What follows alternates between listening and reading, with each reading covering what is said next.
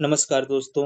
आज का महत्वपूर्ण टॉपिक किसानों को दी जाने वाले न्यूनतम समर्थन मूल्य पर है। आइए समझते हैं क्या होता है एमएसपी। कृषि लागत और मूल्य आयोग की अनुशंसा पर भारत सरकार किसानों की फसल के लिए एक मूल्य निर्धारित करती है, जिसको हम एमएसपी के नाम से जानते हैं। न्यूनतम समर्थन मूल्य यानी कि मिनिमम सपोर्ट प्राइस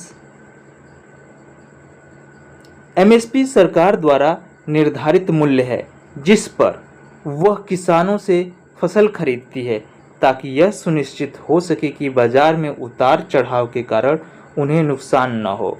अन्य शब्दों में कहें तो वह दर जिस पर सरकार किसानों से फसल खरीदती है, किसानों द्वारा वहां किए गए उत्पादन लागत के कम से कम 1.5 गुना की गणना के आधार पर किया जाता है।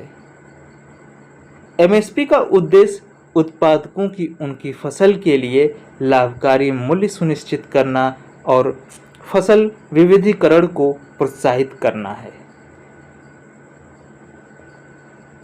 एमएसपी कृषि लागत और मूल्य आयोग यानी commissions for agricultural cost and prices CACP की सिफारिश पर आधारित होता है, जो उत्पादन लागत, मांग तथा आपूर्ति, बाजार मूल्य रुझान, अंतर फसल मूल्य समानता आदि जैसे विभिन्न कारकों पर विचार करता है। CACP कृषि एवं किसान कल्याण मंत्रालय का एक संलग्न कार्यालय है। यह जनवरी 1965 में अस्तित्व में आया। भारत के प्रधानमंत्री की अध्यक्षता में आर्थिक मामलों की कैबिनेट समिति एमएसपी के स्तर पर अंतिम निर्णय लेती है। कैसे तय होता है एमएसपी?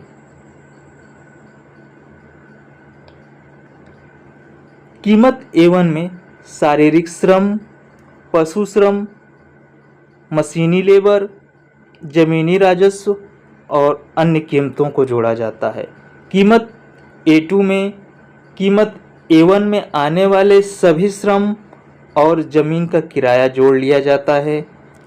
पारिवारिक श्रम में परिवार के सदस्यों की मेहनत को जोड़ा जाता है। वहीं कीमत C2 में कीमत A1 के साथ साथ पारिवारिक श्रम को जोड़ा जाता है। इसके साथ ही स्वामित्व वाली जमीन का किराया और स्थायी पूंजी पर ब्याज को भी जोड़ा जाता है। एमएसपी के क्या फायदे हैं? एमएसपी का फायदा कीमतों में स्थिरता आती है। इससे न्यूनतम मूल्य मिलने की गारंटी होती है, जिससे किसान समृद्ध होते हैं। आपूर्ति की कमी पर नियंत्रण होता है। उचित मूल्य में खरीदारी होती है किसानों की फसलों की।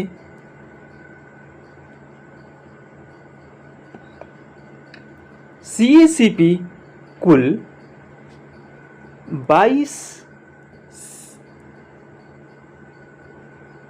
22 फसलों का मूल्य निर्धारण करने के लिए भारत सरकार से सिफारिश करती है।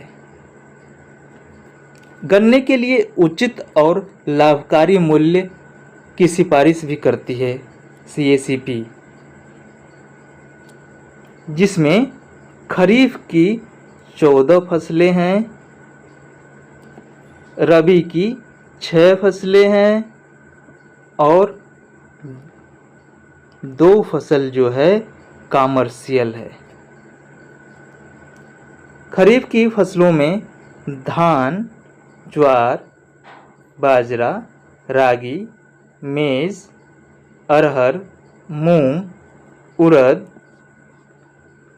मूंगफली, sunflower seed, soybean, sesamum, niger seed, cotton आते हैं।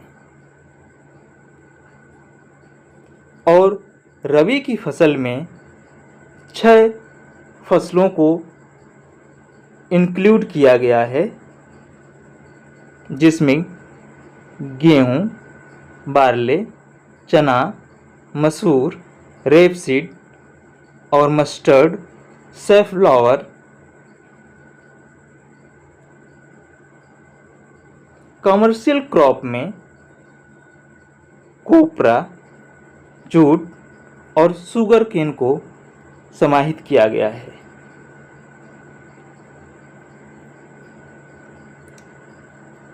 जिसमें अलग से कैटेगराइज अगर करें तो इसमें 7 सीरियल्स हैं, 7 ऑयल सीड्स हैं, 5 पल्सेस हैं, 4 कॉमर्शियल क्रॉप्स हैं।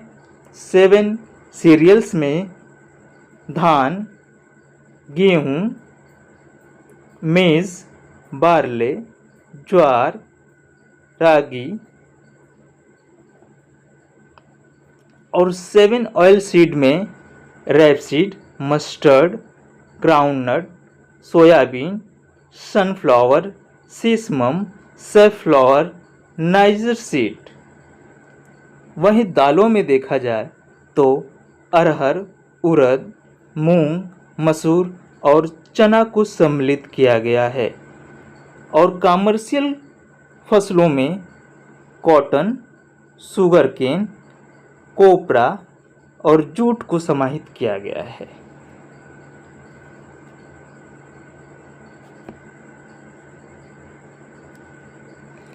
एमएसपी को वर्ष में 2 बार जारी किया जाता है। पहले खरीफ की फसल के लिए जारी किया जाता है, ये मई और जून में मूल्य निर्धारण किया जाता है। रबी की फसल के पहले जारी किया जाता है, ये अक्टूबर नवंबर में जारी किया जाता है। रबी की फसलों के लिए अक्टूबर नवंबर का समय हो गया। इसकी वैधानिकता के बारे में बात करें तो एमएसपी का कोई वैधानिकता नहीं है। इसको कोई वैधानिक समर्थन प्राप्त नहीं है। कोई भी किसान इसे अधिकार के रूप में मांग नहीं कर सकता है।